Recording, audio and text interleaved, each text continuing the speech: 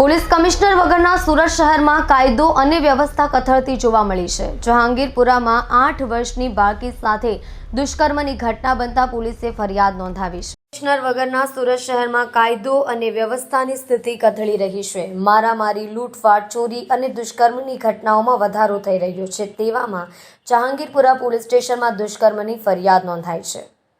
8 વર્ષની બાળકી સાથે દુષ્કર્મની ઘટના બનતા ચકચાર મચી જવા પામી છે। કાયદાના સંઘર્ષમાં આવેલા બાળ કિશોરે 8 વર્ષની બાળકી સાથે દુષ્કર્મ આચર્યું હોવાની ઘટનાથી સનસની ફેલાઈ ગઈ છે।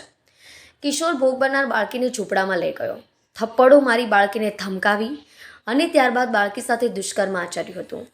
ત્યારબાદ બાળકીને બ્લીડિંગ થતાં નરાધમ ત્યાંથી ભાગી ગયો હતો। ઘટનાની જાણ થતાં પોલીસે બાળકીને હોસ્પિટલમાં સારવાર માટે ખસેડી હતી। આ સમગ્ર મામલો જહાંગીરપુરા પોલીસે દુષ્કર્મનો ગુનો નોંધી આગળની તપાસ હાથ ધરી છે। આ કામે હકીકત એવી છે કે જહાંગીરપુરા પોલીસ સ્ટેશન જે છે એની જે વરિયાવ ચેકપોસ્ટ છે એની બાજુમાં ત્યાં એસએમસીના જે મિનરલ વોટરનું ત્યાં કામ ચાલે છે। એ કામ અર્થે ત્યાં આઉટ સ્ટેટના મજૂરો પણ એમાં ત્યાં કડિયા કામની અને બીજી બધી મજૂરી કામ કરતા હોય છે।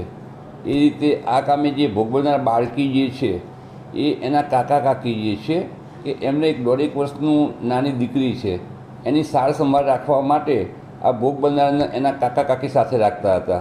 ગઈકાલે આ જે એના કાકા કાકી જે છે એ એમની નાની બાળકીને તાવ આવેલો હોય એ બંને માણસો ત્યાં દવાખાને ગયેલા હતા દવા લેવા માટે।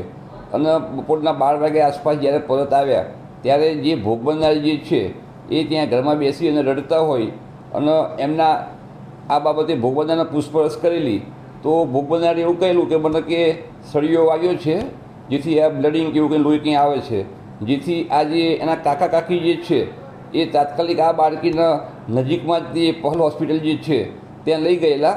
ત્યાં ડૉક્ટર સાહેબે સારવાર માટે એનો ચેકઅપ કરતા ડૉક્ટર સાહેબને એવું જણાવેલું કે આ જે બાળકી જે છે ભોગ બનનાર એની સાથે બળજબરીથી કોઈએ સંભોગ કરવા માટે પ્રયત્ન કરેલો છે, જેથી કરીને પોલીસને જાણ કરતાં અમરોલી પોલીસ ત્યાં તાત્કાલિક પહોંચી ગયેલી અને આ કામે જે ભોગ બનનાર જે છે એના કાકીની ફરિયાદ લઈ અને ધોરણસરનો ગુનો દાખલ કરી અને હાલમાં તપાસ ચાલી રહી છે।